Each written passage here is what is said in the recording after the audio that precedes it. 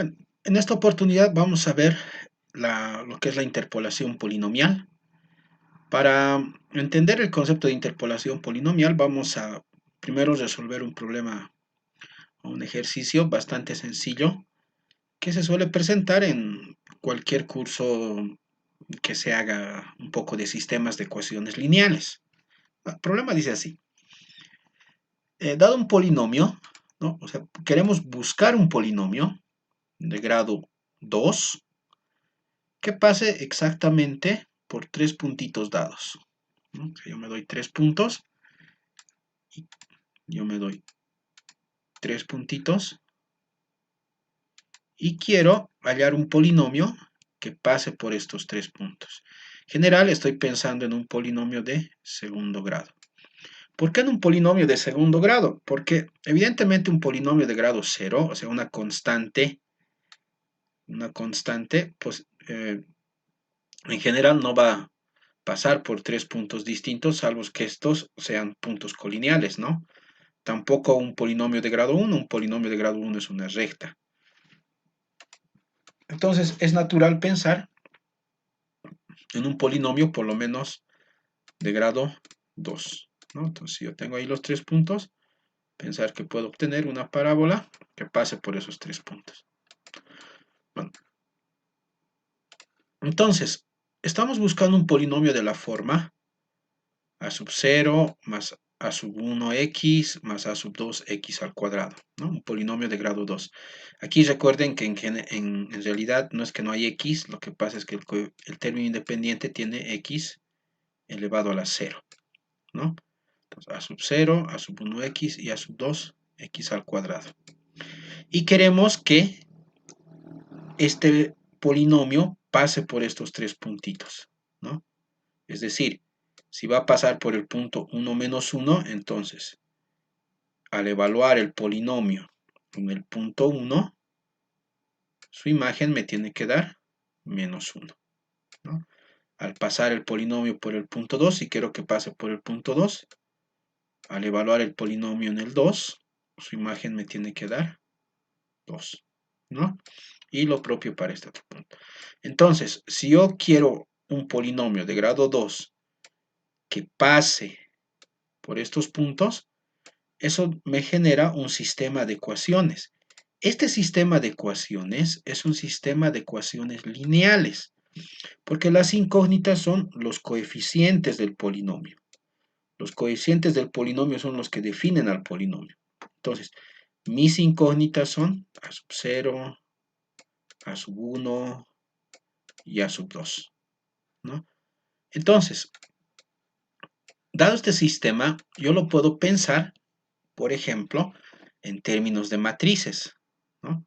Dado el sistema, yo lo puedo ver en términos de matrices. Entonces tendría la matriz de coeficientes, ¿no?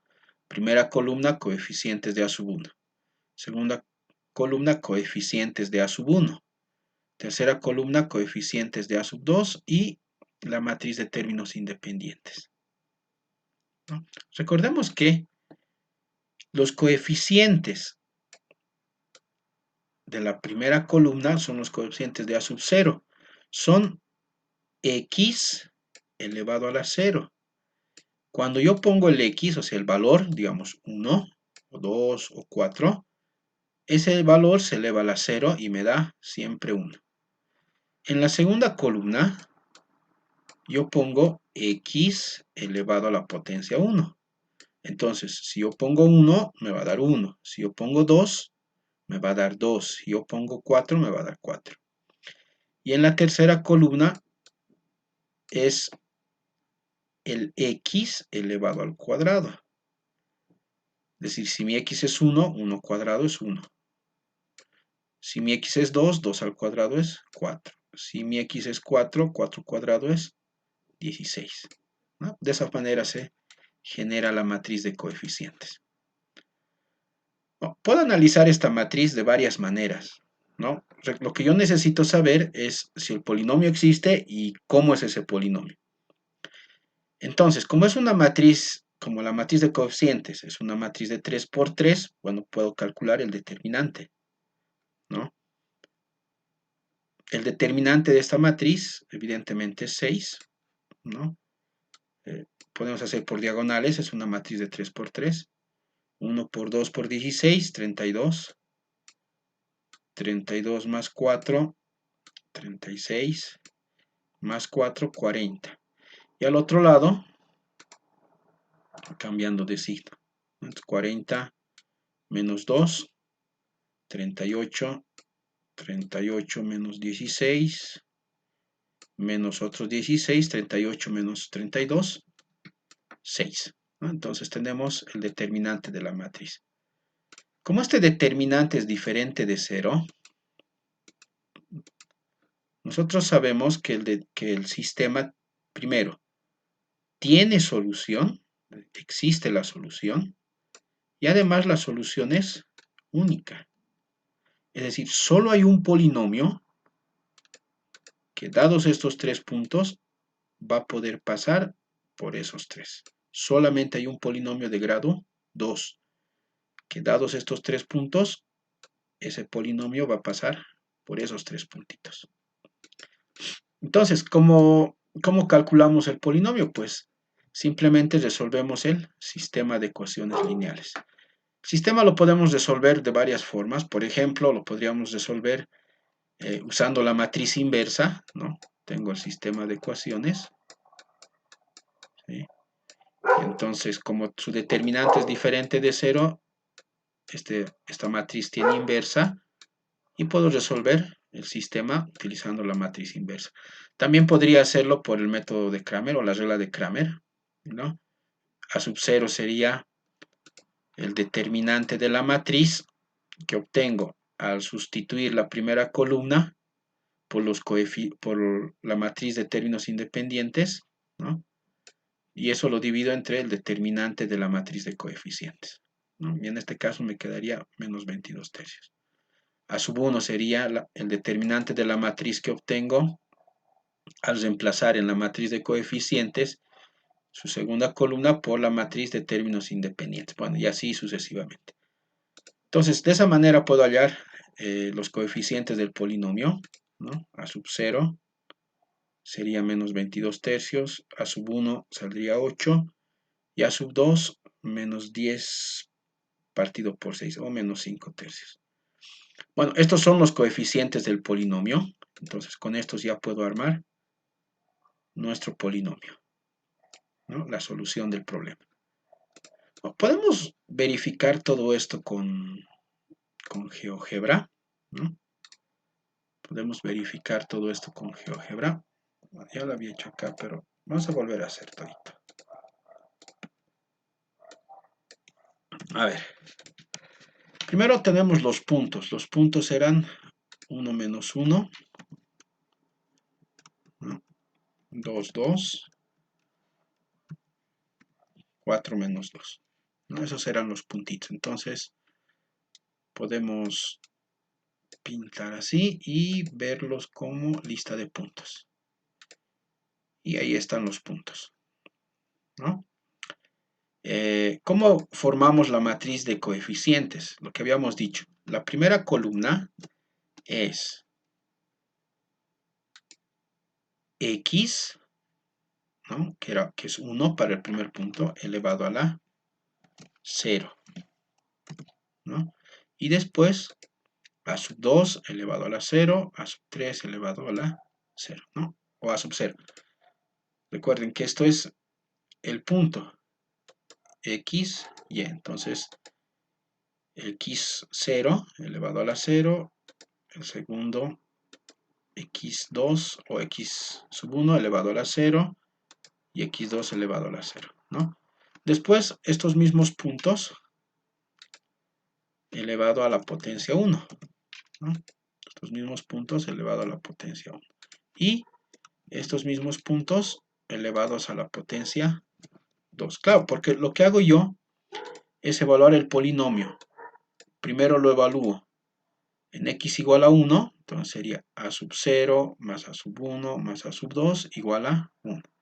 Luego lo evalúo en 2, a sub 0, ¿no? Más 2 a sub 1 más 2 cuadrado a sub 2. ¿No? Y así formo la matriz de coeficientes. Entonces, esta es nuestra matriz de coeficientes. Acá, a la hora de formar nuestra matriz, podemos poner objetos dependientes. ¿Qué significa eso? Que si yo cambio un elemento en estas celdas, ese elemento se va a cambiar en la matriz M1. Pero pongo como objetos libres y si yo cambio un elemento en esta hoja de cálculo, ese objeto no va a cambiar en la matriz M1, se va a mantener. Entonces lo vamos a poner como dependientes. Ya tengo nuestra matriz, ¿no? Esta es la matriz de términos independientes, ¿no? Es la matriz de términos independientes. Entonces habíamos dicho que para ver si el sistema tiene solución única, podríamos ver el determinante, entonces. Determinante de la matriz M1, ¿no? Como habíamos visto, era igual a 6. Una forma fácil de resolver el sistema, habíamos dicho, era la inversa de la matriz de coeficientes por la matriz de términos independientes, ¿no? Y eran los valores que me da. Bueno, acá no está en fracciones, pero son los mismos valores que hemos obtenido para la solución del sistema de ecuaciones, ¿no? Podemos ver, por ejemplo, recordemos que esta solución son los coeficientes del polinomio, ¿no? Entonces podemos armar el polinomio. Menos 7.33 x a la 0, digamos, más 8x menos 1.67 x cuadrado, ¿no? Ahí está. Entonces, este es el polinomio que pasa por estos tres puntos. Lo que me dice el determinante, como es diferente de 0, me dice que este polinomio es único, existe y es único. Es decir, no hay otro polinomio de grado 2 con esta propiedad. ¿Puede haber un polinomio de grado 3 con esta propiedad? Puede haber, ¿no? Pero en realidad se puede probar que hay una infinidad de polinomios de grado 3 que van a tener esta propiedad. Hay muchos, ¿no? Se puede hacer lo mismo, plantear el problema como un sistema de ecuaciones, pero el sistema ya no va a tener una matriz de coeficientes de 3 por 3, sino va a tener una matriz de coeficientes de 3 filas y 4 columnas. La cuarta columna es para el coeficiente de x cubo. Y si uno analiza ese sistema mediante, por ejemplo, mediante su matriz escalonada, o la matriz aumentada escalonada del sistema, el método de Frobenius, ¿no? Entonces, se puede probar que ese polinomio no es único, que en realidad ese sistema tiene infinidad de soluciones. Por lo tanto, va a haber infinidad de polinomios con esta propiedad, ¿ya? GeoGebra nos da otra función para hacer este mismo ajuste, ¿no? Entonces, eh, podemos poner así, polinomio, y me va a dar un polinomio que ajuste una determinada lista de puntos. En mi caso, la lista de puntos sería, no tenemos la lista de puntos, así, L1, ahí está la L1, ¿no? Y es precisamente el mismo polinomio que habíamos encontrado, ¿no? X cuadrado, X, término independiente. Bueno, continuamos entonces, ¿no? ¿Qué observaciones podemos hacer al problema? Primero podemos intentar generalizar el problema, ¿no? Podemos intentar una primera generalización del problema. Es decir, si yo me doy 3 puntos cualesquiera del plano, ¿será que puedo encontrar un polinomio de grado por lo menos 2, ¿no? De modo que ese polinomio pase por esos 3 puntitos. Bueno, entonces podemos pensar de la misma manera. Es decir, planteo esto como un sistema de ecuaciones lineales, ¿no? Ese sistema de ecuaciones lineales lo puedo ver en términos de matrices Y evidentemente la matriz del sistema va a ser de esta manera, ¿no? Va a ser exactamente igual a esto. ¿Por qué? Porque lo que yo voy a hacer aquí es, cuando evalúe P sub 2 en el punto X0, ¿no? Me tiene que dar Y0. Entonces, cuando evalúe en X0, va a ser A sub 0 más A sub 1 X0 más A sub 2 X0 cuadrado, que sería la primera fila, ¿no? Que sería esta primera fila, igual a Y sub 0, ¿no? Entonces, esto de acá me da origen a este sistema de ecuaciones lineales. Nuevamente, yo puedo pensar en calcular el determinante de la matriz de coeficientes, ¿no? Porque el determinante me va a decir cuándo hay solución única del sistema y cuándo no. Eso va a ser viendo el determinante. Entonces, ¿cómo calcularíamos este determinante? Por propiedades del determinante, lo que puedo hacer son operaciones por fila, ¿no? Puedo hacer, por ejemplo, fila 2 menos la fila 1 y fila 3 menos la fila 2. Bueno, si hago eso, tendríamos lo siguiente. 1 menos 1, 0, x1 menos x0, x1 cuadrado menos x0 cuadrado, y lo mismo para la tercera fila. Puedo hacer cofactores en la primera columna, ¿no? Y solamente me quedaría 1 por el determinante del menor. Esta matriz de 2 por 2, si yo veo las filas, tiene un factor común, porque esto de acá es una diferencia de cuadrados, ¿no? Entonces, como diferencia de cuadrados es x1 menos x0 por x1 más x0, ¿no? Entonces tiene como factor común x1, que lo puedo sacar de esa fila, ¿no? Entonces tendríamos lo siguiente. Entonces en la primera fila hay como factor común x1 menos x0, y en la segunda fila x2 menos x1. Entonces me quedaría esto. Bueno, calculando el determinante de orden 2, me quedaría esto. ¿Qué me dice esto? Bueno, entonces, este determinante va a ser 0 si y solamente si alguno de estos es igual a 0. Es decir, si solamente si x1 es igual a x0, o x2 es igual a x1, o x2 es igual a x0. Y obviamente va a ser diferente de 0 si solamente si todos estos son diferentes, ¿no? Entonces, esa es la condición. Para que yo pueda hallar el polinomio que pase por estos tres puntitos, sí o sí, estos tres puntos tienen que ser diferentes. No pueden ser ninguno de ellos iguales, ¿no? Entonces, el polinomio va a existir y va a ser único si solamente si estos puntos son distintos. Claro, y tiene sentido, porque si yo pienso que, digamos, x1 va a ser igual a x2, ¿no? Entonces voy a tener un punto acá, otro punto acá y el otro acá, digamos, ¿no? Entonces no voy a poder conseguir un polinomio, o sea, una función de R en R que pase por estos puntitos, ¿no? Porque pues ya no sería función, ¿no? Que haga lo que sea, pero acá, ¿no? Ya no sería una función, ¿no? Ya no sería función. Entonces, esta condición es bastante razonable. Bueno, del mismo modo podemos determinar los coeficientes del polinomio por la regla de Cramer o calculando la inversa de la matriz, y ya.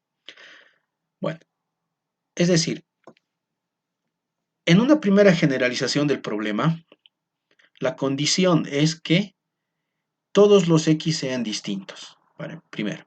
Segundo, resolver el problema de hallar el polinomio es equivalente a resolver un sistema de ecuaciones lineales. Este problema puede admitir una generalización adicional, ¿no? Es decir, en vez de darme solamente 3 puntos, me puedo dar n más 1 puntos, ¿no? Empiezo a contar desde el 0, aquí. Entonces, n puntos más n más 1 puntos. Y nos podemos preguntar si es que existe un polinomio de grado n, de modo que pase por estos n más 1 puntos a la vez, ¿no? Entonces, Si pienso como en el problema anterior, ¿no? Yo llevaré esto a un sistema de ecuaciones lineales, ¿no? Esto me llevará a un sistema de ecuaciones lineales, bueno, un sistema de n más 1 ecuaciones con n más 1 incógnitas. Las incógnitas, los coeficientes del polinomio. Y las ecuaciones, una por cada punto. Tengo n más 1 punto. Entonces, tendría un sistema de ecuaciones de n más 1 por n más 1, ¿no? La matriz de coeficientes del sistema, ¿no? Tendría esta forma, ¿no?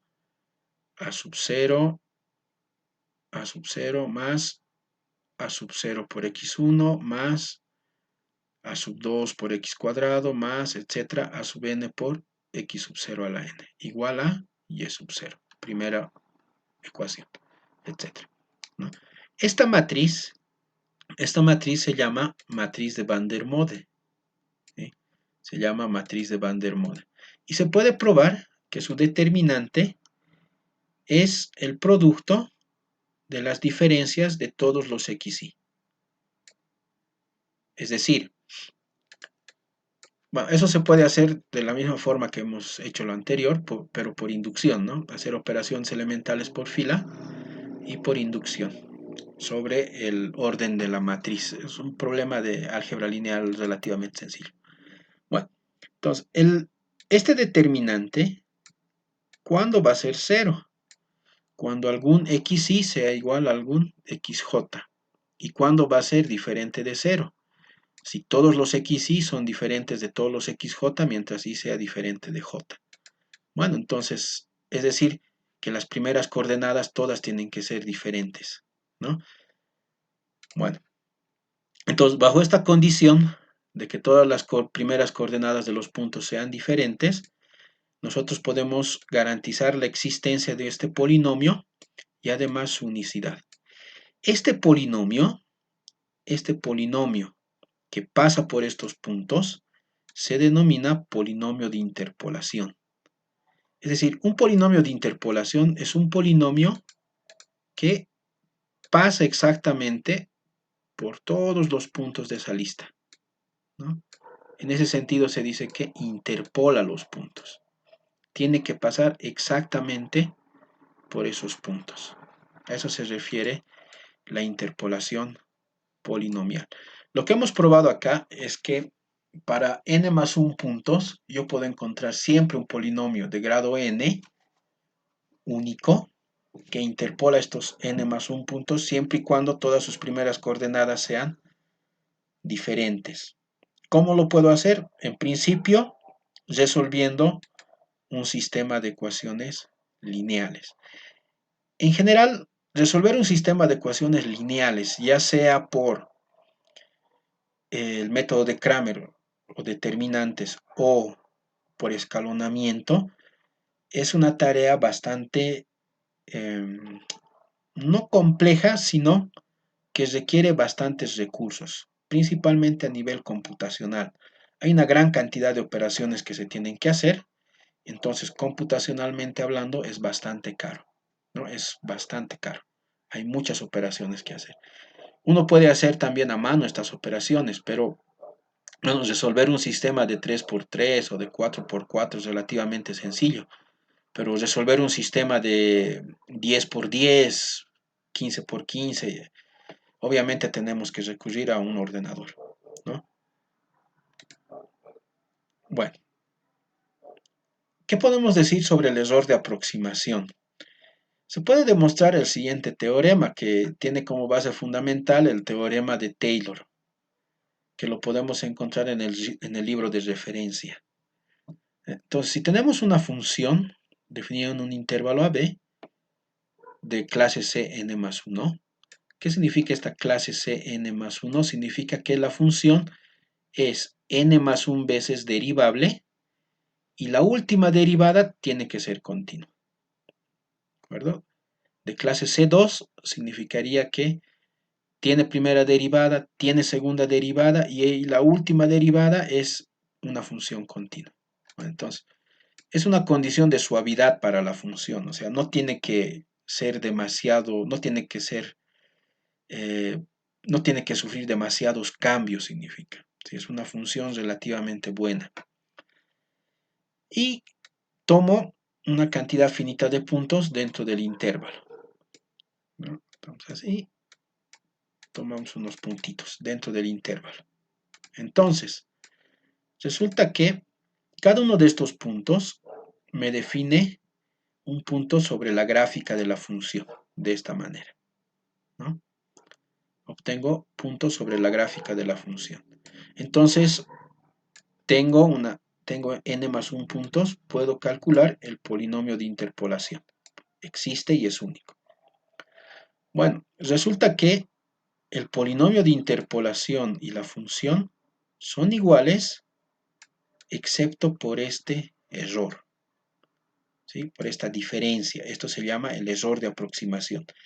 Y el error de aproximación va a ser tan pequeño como x esté cerca de todos estos puntitos, ¿no? Si x está bastante cerca de los puntos dentro del intervalo AB, entonces la aproximación va a ser bastante buena, ¿no?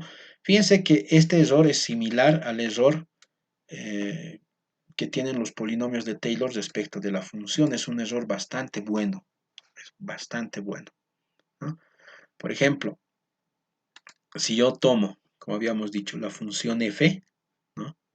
Si yo tomo una función f y una colección de puntitos, x0, x1, x2 hasta xn. Todos estos, a partir de f, me definen puntos sobre la gráfica de la función f. Entonces tiene sentido calcular el polinomio de interpolación. El polinomio de interpolación no va a ser igual a la función fuera de esos puntos, pero en esos puntos tiene que ser igual. Tiene que coincidir con la función en esos puntos que está interpolando, ¿no? Pero fuera de esos puntos, no necesariamente va a ser igual. Pero si bien no es igual, es bastante aproximada a la función. ¿Qué tan buena es esta aproximación? Es tan buena como pequeño sea este error. Y este error va a ser tan pequeño como x esté cerca de los puntos que yo he tomado y n sea bastante grande. O sea, mientras más puntos tome, este error va a ser mucho menor, ¿no? Va a ser cada vez más pequeño, ¿no?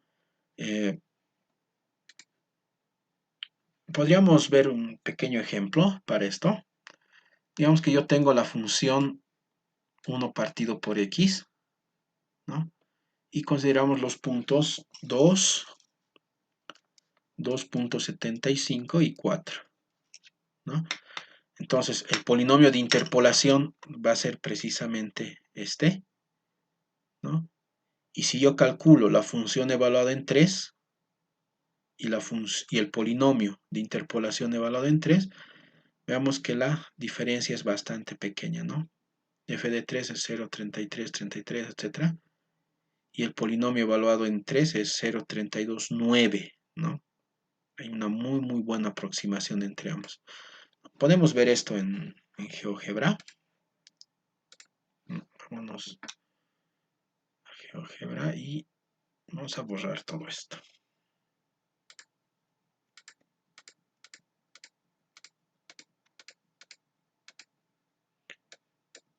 A ver, teníamos la función f. La función f era 1 partido por x, no es la hipérbola, ¿sí? Ahí está. Y estamos considerando puntitos. Punto 2, habíamos dicho, 2.75 y 4, si no me equivoco. Ahí están. Entonces, estos me definen 3 puntos sobre la gráfica de la función, ¿no? Entonces, f evaluado en A1, ¿no? 0,5, ¿no? X es 2, X es 2 y 1 partido por 2 es 0,5, ¿no? Lo mismo para los otros. Ahí está. Entonces, estos me definen 3 puntos sobre la gráfica de la función. Ahí están esos 3 puntitos, ¿no? ¿Quién sería el polinomio de interpolación de estos 3 puntitos? Lo podemos calcular otra vez utilizando matrices. o podemos usar el comando que hemos usado para el ajuste de estos tres. Entonces tengo estos tres y ponemos polinomio y le doy la lista de puntos, ¿no? En este caso es este es el polinomio de interpolación. Fíjense acá, ¿no? Vamos a cambiar de color para que se note un poco. Pero podemos ver que el polinomio de interpolación, como habíamos dicho, tiene que exactamente pasar por el punto, por los tres puntos que nos habíamos dado, ¿no? Por los tres puntos que nos habíamos dado. La aproximación, además, es muy buena dentro del rango de esos tres puntos. Vamos a cambiar el color para que se vea mejor.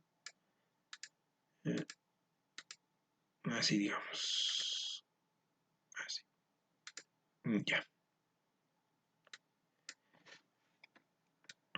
Observemos lo siguiente. Dentro del intervalo, ¿no? Dentro del intervalo en donde estoy estudiando el problema, que vendría a ser 2, 4, donde están los tres puntos, ¿sí? La aproximación del polinomio respecto de la función es excelente. Pero esa aproximación es dentro de ese intervalo. No significa que fuera del intervalo siga habiendo una buena aproximación. Por ejemplo, acá, ¿no? Si yo veo acá 0,5, digamos, debe ser, ¿no? La diferencia es bastante grande, ¿no? El error es bastante grande. Acá el error debería ser casi cero, ¿no? Precisamente como ocurre acá. Entonces decimos f evaluado en 3, ¿no? Es un tercio. Y g evaluado en 3, 0,33, ¿no? Casi lo mismo. Podemos ver con más cifras decimales. Es muy parecido. Esto es 0,33333, ¿no? Bueno, entonces la aproximación, si bien el polinomio interpola los puntos, también aproxima la función, pero esa aproximación es local, solamente cerca de los puntitos, ¿no? Cerca del intervalo que me definen esos puntitos. Más allá de eso, en general no es una buena aproximación, como podemos ver acá, ¿no? Bueno, una aplicación de los polinomios de interpolación es la siguiente. Si bien puede parecer que al interpolar yo necesito varios puntos para lograr una buena aproximación, incluso teniendo una aproximación lineal de grado 1 con dos puntitos, esto puede tener excelentes implicaciones y excelentes aplicaciones, como por ejemplo la siguiente. Si yo tomo una función en un intervalo AB, hacia los reales, y dos puntitos x0, x1, entonces pues puedo hallar el polinomio de interpolación, ¿no? Recordemos que el polinomio de interpolación es único, entonces el polinomio que pasa por estos dos puntos es única. Y un polinomio de grado 1 que pasa por estos dos puntos, por supuesto que es la recta, utilizando la ecuación punto pendiente para estos dos, ¿no? Entonces, este es el polinomio de interpolación. Puedo hacer operaciones algebraicas y agrupar por f de x0 y f de x1, y se puede probar que el polinomio se puede obtener esta forma, ¿no? Haciendo un poquito de operaciones algebraicas. Lo que estamos haciendo en el fondo es, dado una función f y dos puntitos, estoy obteniendo una aproximación con un polinomio de grado 1 a la función f, ¿no? ¿Cómo? Interpolando esos dos puntos con un polinomio de grado 1. Habíamos dicho que dentro del intervalo el error es relativamente bueno, ¿no? Relativamente bueno. Por supuesto que eso va a depender también del número de puntos, que en este caso es 2, y qué tan cerca esté el punto o qué tan cerca estén estos dos puntos uno del otro, ¿no? Si no están tan cerca, la aproximación no será tan buena. Bueno, entonces, lo que podríamos hacer es lo siguiente. La integral de x0 a x1 de la función f, es decir, el área, ¿no? El área, debería ser aproximadamente igual a el área que define la recta en ese intervalo, ¿no? A esta área. Con un error que dependiendo de los puntos debería ser relativamente pequeño, ¿no? Entonces, la integral de la función f en el intervalo x0, x1 es aproximadamente igual a la integral en el intervalo x0, x1 del polinomio de interpolación, ¿no? Que integrando esto se puede probar que es esto, ¿no? Y reduciendo un poco podemos mostrar que se puede escribir de esta manera. Es decir, la interpolación con dos puntos me da una buena aproximación a la integral definida de la función f en un determinado intervalo. Esto haciendo con dos puntitos, ¿no? Con un determinado grado de error, ¿no? Que hemos visto en el teorema. Bueno, esto se puede mejorar, obviamente. Ahora, en vez de tomar dos puntos, puedo tomar n más un puntos, ¿no? En el intervalo AB, y haciendo exactamente lo mismo, puedo obtener esta aproximación para la integral de la función en el intervalo AB, donde h es el tamaño del intervalo partido por n, ¿no? Es decir, en vez de tomar solamente dos puntos, tomo muchos más puntos acá y en cada intervalito,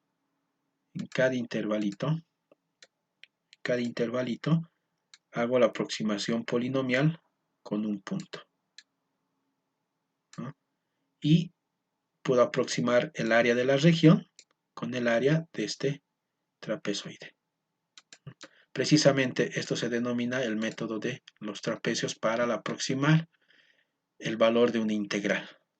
Bueno, hay otras formas, pero en esencia todas funcionan de esta manera, ¿sí? Bueno, habíamos dicho que calcular el polinomio de interpolación hasta ahora es básicamente resolver un sistema de ecuaciones lineales. Si yo tengo muchos puntos, el sistema de ecuaciones lineales va a ser bastante grande y va a ser caro de resolver, complicado de resolver, ¿no? Entonces, lo que vamos a hacer, es buscar formas alternativas de obtener el polinomio de interpolación sin necesidad de resolver el sistema de ecuaciones lineales.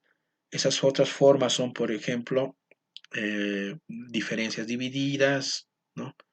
Y polinomios de Lagrange, por ejemplo, ¿no? Eso vamos a ver entonces en otra sesión. Gracias.